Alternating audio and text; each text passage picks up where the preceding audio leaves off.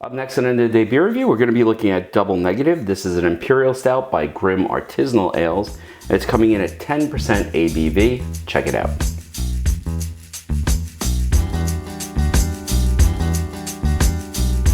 Hi everybody, it's Rich and welcome to End of the Day Beer Review. And today we're going to continue looking at the stouts. And we are going to look at Double Negative. This is an Imperial Stout by Grimm Artisanal Ales, which is a brewery actually in Brooklyn, I believe is their location at this point.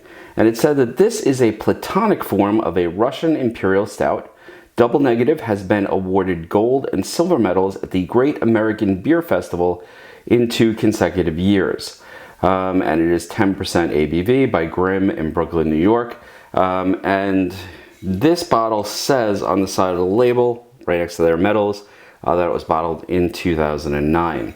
2009, I'm sorry, 2023. I don't know why I said 2009. Apologies there. So let's crack this open. Now, I think, I want to say that I got this at like a fast time beverage, and I probably spent $20, maybe $25 on the bottle. It is a 500 ml bottle.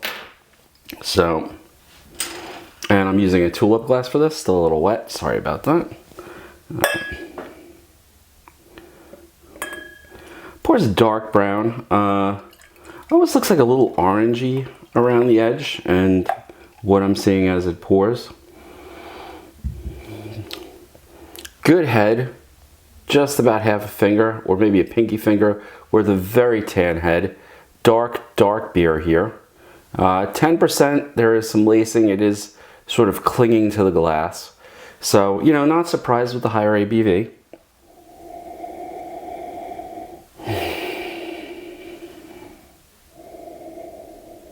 There's a smoky, sort of roasty nose to this right on the top. Almost like a good roast coffee.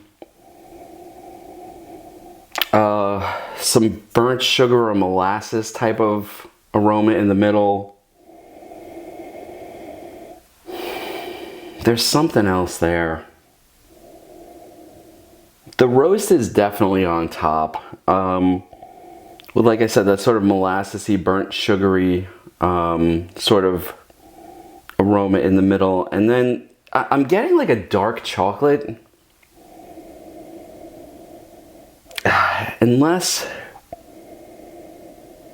there's a sweetness here that I'm having a hard time trying to classify. It's not a maple, but there's sort of like, it's some sort of like organic sweetness. I don't know what it is. It has a beautiful nose though, a nice mix of roast and smoke and that chocolate. It's a really lovely nose. Well, let's see how it tastes.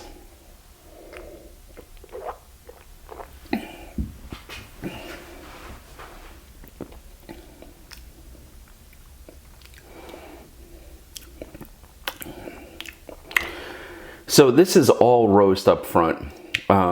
It tastes like a good sort of, almost like an espresso stout. The roast is so pronounced, it's almost like there's a coffee sort of roast influence on there. I like a dark roast sort of espresso, and that's what this sort of tastes like, that sort of dark roasted espresso flavor.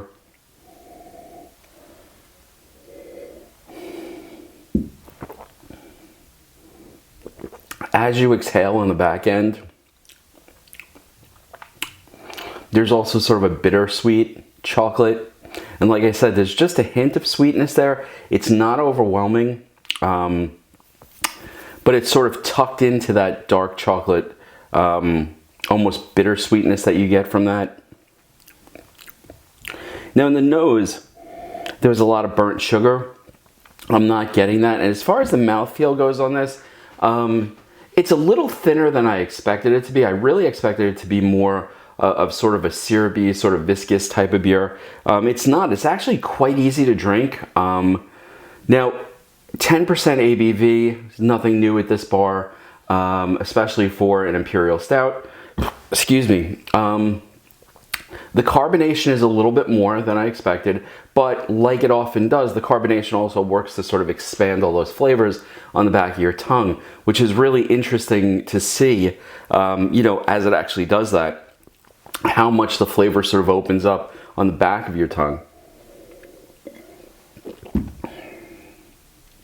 And yeah, I think that's strictly got to do with how the carbonation sort of causes those aromas to just go up the back of your nose, you know, into the sinus cavity and all of those olfactory senses.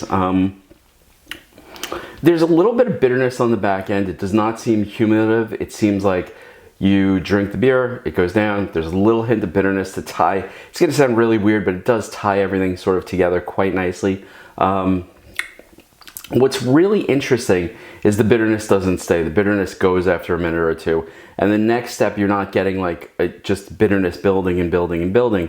It almost leaves you with almost a slightly neutral palate after the bitterness sort of settles away.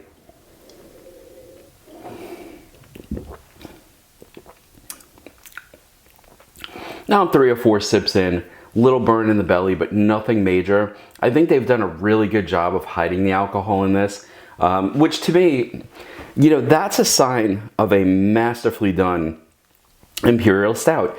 It's 10, 11, 12, 13, 14, whatever percentage it is. We had one here in the bar at 22%. Escapism by Nightmare Brewing was 22%.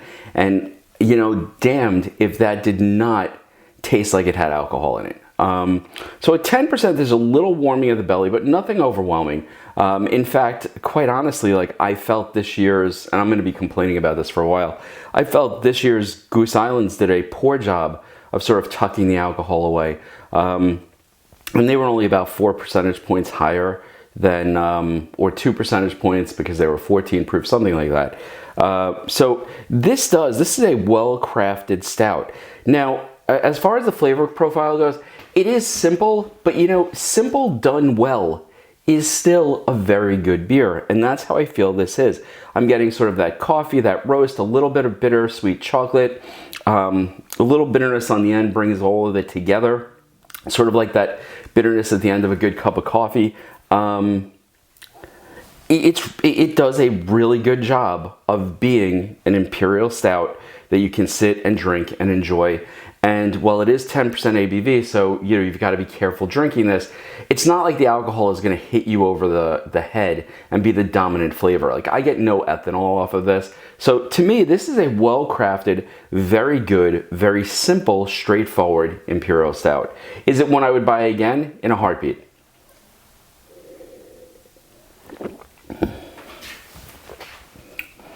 And I have to be honest, I've had other stuff on this channel from Grimm.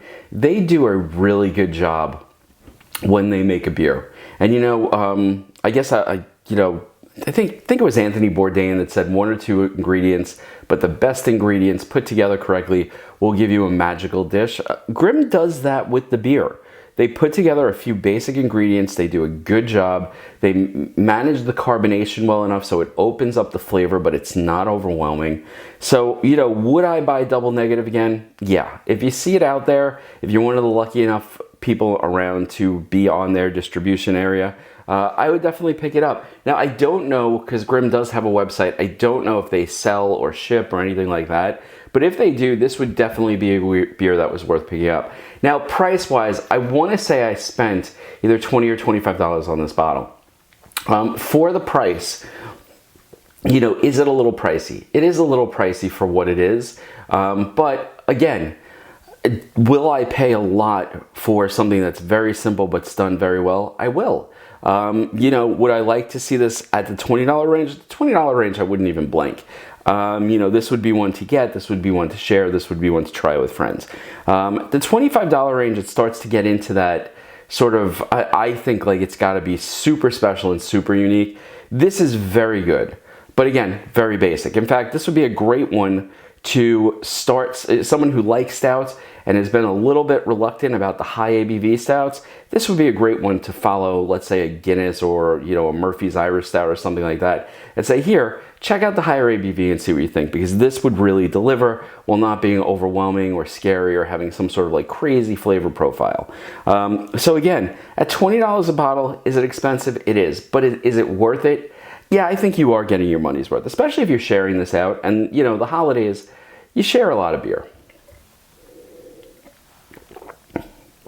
Anyway, folks, I hope you enjoyed the review. I have to say, Grimm's Double Negative for me is a definite buy. Not only a buy, but a buy, a share, enjoy. It's just one of those really, really good beers that you could, you know, basically give to anyone who is a stout person, even if they're just a low ABV stout person, and I think they would be able to grasp this, understand it, and appreciate what a really, really well-crafted, but not overwhelming stout is like. Anyway, folks, I hope you enjoyed the review. If you did, please hit that like button, subscribe. To all the new subscribers, welcome. So glad you joined the channel. And I will see you next time on End of the Day Beer Review. I'm going to sit back and I'm going to enjoy this one, and I will see you next time. Cheers.